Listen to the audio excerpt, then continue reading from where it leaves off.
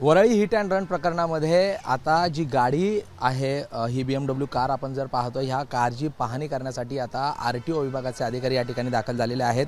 एकूणच या गाडीमध्ये ज्या प्रकारची हा अपघात झालेला आहे, गाडीच्या बाबतचे हे परीक्षण आहे आणि ते RTO डिपार्टमेंटतर्फे करण्यात येत आहे। RTOचे अधिकारी या ठिकाणी दाखल आहेत आणि ते संपूर्ण पाहणी करत आहेत। या गाडीवर या अगोदर कोणत्या पेनल्टीज आहेत का, याची जी नंबर प्लेट आहे ती देखील बदलण्यात आलेली होती, काढण्यात आलेली होती। ती नंबर प्लेट देखील या ठिकाणी RTOच्या अधिकाऱ्यांनी दाखवलेली आपण पाहतोय। RTOचे अधिकारी या ठिकाणी या संपूर्ण गाडीचं परीक्षण करतायत। या गाडीवर असलेल्या पेनल्टीज असतील, कोणत्या प्रकारचे या अगोदर या गाडीवर दंड आकारण्यात आलेले आहेत, त्याची संपूर्ण माहिती घेतात। मुंबई पोलीस त्यांच्याबरोबर आहेत। एकूणच या प्रकरणी आता मुंबई पोलिसांनी मिहिर शाहवर गुन्हा दाखल केलेला आहे आणि त्याचबरोबर आता ह्या गाडीच्या संदर्भातले सगळे अपडेट घेण्यासाठी RTOचे अधिकारी या ठिकाणी पोहोचलेले आहेत आणि या सगळ्या गाडीचं आता परीक्षण या ठिकाणी RTOच्या मार्फत सुरू आहे।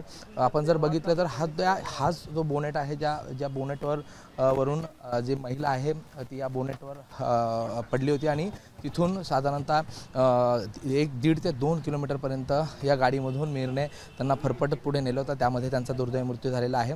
या सगळ्याबाबतचे जे पुरावे आहेत त्याचं परीक्षण हे RTO मार्फत होणं गरजेचं असतं, जेणेकरून ही केस जी आहे ती अजून स्ट्रॉंग करता येईल आणि त्यामुळे RTOकडून या सगळ्याबाबतचे जे परीक्षण आहे ते करण्यात येईल। त्यांचा रिपोर्ट जो आहे तो पोलिसांना देण्यात येईल आणि त्यानंतर पुढील या केसमधली कारवाई जी आहे ती देखील पुढे होईल।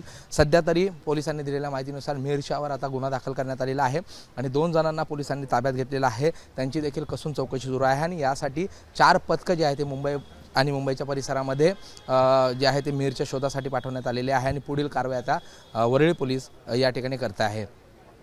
कॅमेरा पर्सन मनोज जयस्वाल, प्रशांत बडे, ABP माझा, मुंबई।